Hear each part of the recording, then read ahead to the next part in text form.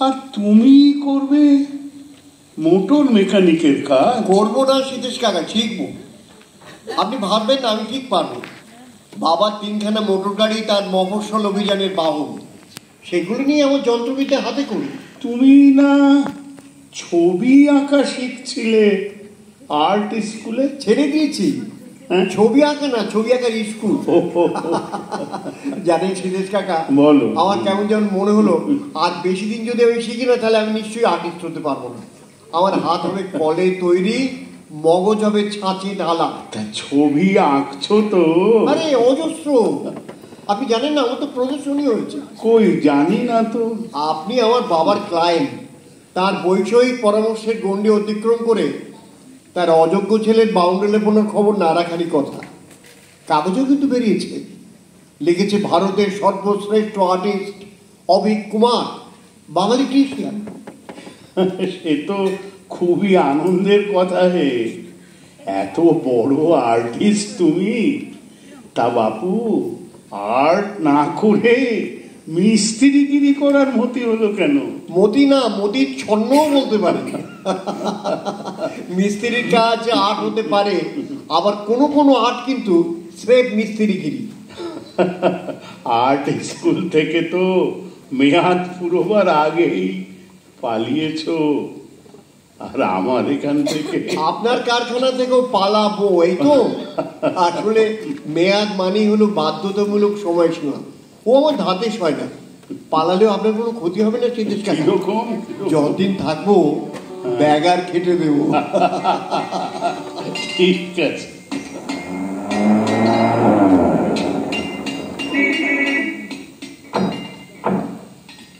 এই যে শুনছেন, শুনছেন, আমার গাড়িটা একটু চেক আপ করে দিতে হবে।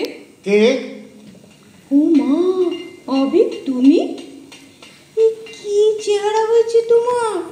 ময়লা টুপি, তেলকালি মাখা, নীল রঙের জামা প্যান্ট। ওগুলো তো চেহারা নয়, বহিরাবরণ। চেহারা আমার যেমন ছিল তেমনি আছে। মোটেই না। তুমি তো জানো না, তোমার চেহারাটা কি আশ্চর্য রকমের বিলিতি চাঁদের, আ টোটাল হিউম্যান। স্থাবকতা করছো না তো শিলা? খুব অহংকার না? কিসের? এই যে কালিঝুলি মেখে মোটর গ্যারেজে কাজ করছো, এও তোমার এক ধরনের অহংকার। ওঠো ওঠো, চলো আমার সঙ্গে। কোথায়? যেখানে আমি নিয়ে যাব সেখানে। উপলক্ষ যে লক্ষ্যকে ছাপিয়ে গেল। শিলা, তুমি তো গাড়ি চালাতে এসেছিলে, নাকি সেটা তোমার ছল? তুমি না জানতে বোধহয় যে আমি এখানে মিস্ত্রির কাজ করছি। তুমি কি ব্যাপক প্রচার না করে কোনো কিছু করো? তোমার বন্ধু ভাগ্য ঈর্ষাযোগ্য, আবার শত্রু ভাগ্য শোচনীয়। তোমার উপাসিকারাও 2 বিরোধী শিবিরে ভাগ হয়ে গেছে জানো। শত্রুপক্ষ বলে বেড়াচ্ছে গরিব খালাসিদের সঙ্গে মিশে 4 পয়সার পরোটা আর তার চেয়েও কম দামের নিষিদ্ধ মাংস খেয়ে নাকি তোমার দিন কাটছে। তাদের ক্ষোভটা কিসে? দরিদ্র খালাসির সঙ্গ করাতে, নাকি সস্তা খাদ্যবস্তুতে? সামান্য ছবি বুঝতে পারে না, অথচ একটা জ্যান্ত মানুষকে অনায়াসে বুঝে ফেলার অভিমান। তোমাকে তো আমি অনেক আগেই বলেছি অভিক, ওরা সব ভণ্ড, দেখলে গা চলে যায়। তোমার প্রদর্শনী নিয়ে হই হই করেছে, সভা করেছে, তোমার গলায় মালা পরিয়েছে, কিন্তু আর্টের ওরা বোঝে কিছু? সব অশিক্ষিতের ন্যাকামি। যাও, হাত মুখ ধুয়ে পোশাক বদলে এসো, আমি অপেক্ষা করছি। যাও।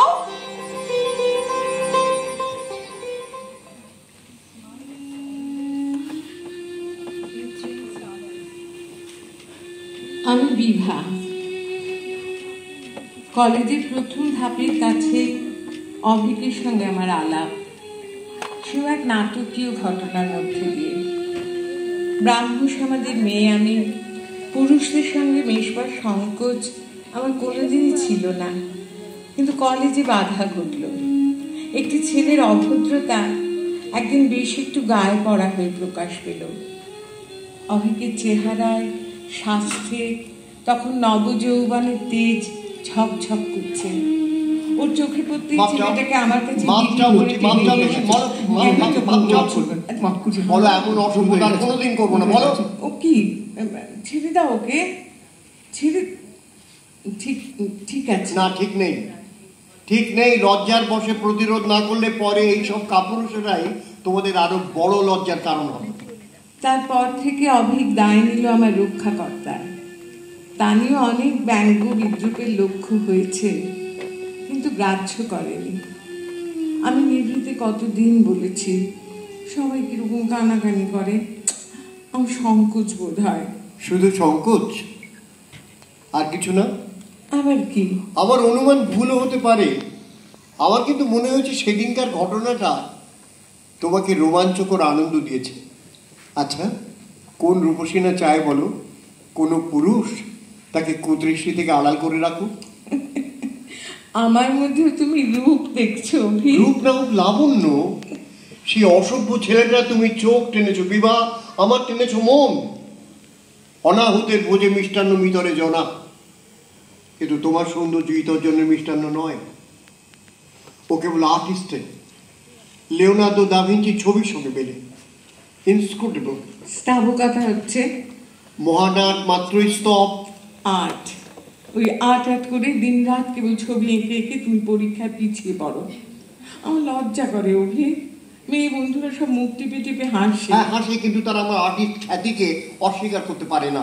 কি জানি অভি, খ্যাতির উজ্জ্বলতাও সময়ের পুষ্টিপাত্রে যাচাই করে নিতে হয়। তোমার কি ধারণা আমার ধনী পিতার অর্থবিত্তের কেন্দ্র থেকে আর্টিস্টের নামের পরে যে রজতছটা বিচ্ছুরিত হচ্ছে, তার এই দিকটিতে বুঝি আমার খ্যাতির অনেকখানি উজ্জ্বলতা? ছবির আমি কিচ্ছু বুঝি না, তুমি লেখাপড়া করো। মুখস্থ বিদ্যার দিগ্গজেরা জানে না আমি কোন মার্কা শূন্য পরীক্ষায় পাস করে চলেছি। আমার ছবি আঁকা নিয়ে তোমার চোখে জল পড়ে, আর তোমার শুকনো পণ্ডিতি দেখে আমার চোখের জল শুকিয়ে যায়। কিছুতেই বুঝবে না, কেননা তোমরা নামজাদা দলের পায়ের তলায় থাকো, চোখ বুঝে আমরা থাকি বদনামী দলের শিরোমণি হয়ে। অভিকের জীবনের পরবর্তী ইতিহাস সুদীর্ঘ, অসংলগ্ন, অস্পষ্ট। রবিবার সকালবেলা ব্রহ্মমন্দিরে উপাসনা থেকে ফিরে দেখল অভি বসে আছে আমার ঘরে। জিজ্ঞেস করলো, হঠাৎ এখানে? হ্যাঁ, সঙ্গত কারণ দেখাতে পারি, কিন্তু সেটা হবে গৌণ। মুখ্য কারণটা খুলে বললে সেটা হয়তো আমার সঙ্গত হবে না। কতক্ষণ এসেছে? অনেকক্ষণ এসে বসে আছি, আর বসে বসে সাইকোলজির একটা দুঃসাধ্য প্রবলেম মনে মনে নাড়াচাড়া করছি। সেটা কি? ভাবছি তুমি পড়াশোনা করেছো, বাইরে থেকে দেখে মনে হয় তোমার বুদ্ধি শুদ্ধিও কিছু আছে। সেটা ভগবানকে বিশ্বাস করো কি করে বলো তো? আবার বুঝি আমার ধর্ম নিয়ে লাগলে? তার কারণ তোমার ধর্ম যে আমাকে নিয়ে লেগেছে বিবাহ, আমাদের মধ্যে যে বিচ্ছেদ ঘটিয়েছি সেটা মর্মঘাতী। মর্মঘাতী, সেটা আমি কিছুতে তাকে ক্ষমা করতে পারি না। ধর্ম মানুষে মানুষে বিচ্ছেদ ঘটায় এমন তো শুনিনি। এই তুমি আমাকে বিয়ে করতে পারো? পারো না। পারো না যেহেতু তুমি যাকে বিশ্বাস করো আমি তাকে করি না। আমার বুদ্ধি আছে বলে, কিন্তু কই তোমাকে বিয়ে করতে আমার তো কোনো বাধা নেই। সে তুমি অবুঝের মতো সত্য মিথ্যা যাই বিশ্বাস করো না কেন। আমি যে ব্রাহ্ম অভি, তোমার জাত যাবে। তুমি নাস্তিকের জাত মারতে পারো না বিমা। তুমি কেন? কেউ পারে, কেউ। আমার ধর্মের শ্রেষ্ঠতা এই সব দেবতার চেয়ে তুমি আমার কাছে প্রত্যক্ষ সত্য, এই কথা ভুলিয়ে দেওয়ার জন্য একটিও দেবতা নেই আমার সামনে। চুপ করে আছো যে? তোমার ভগবান বুঝি আমার বাবার মতো আমাকে ত্যায্যপুত্র করেছে? অভি, কি বকছো আজে বাজে? আমি জানি তোমার বাবা তার বিষয় সম্পত্তির সঙ্গে তার মেয়েকেও দিয়ে গেছেন ট্রাস্টির হাতে। তার আদর্শে তোমার উপযুক্ত পাত্র স্থির করবেন তারা। যাকে তুমি কষ্ট দিতে চাও না তিনি তো নেই, আর কষ্ট যাকে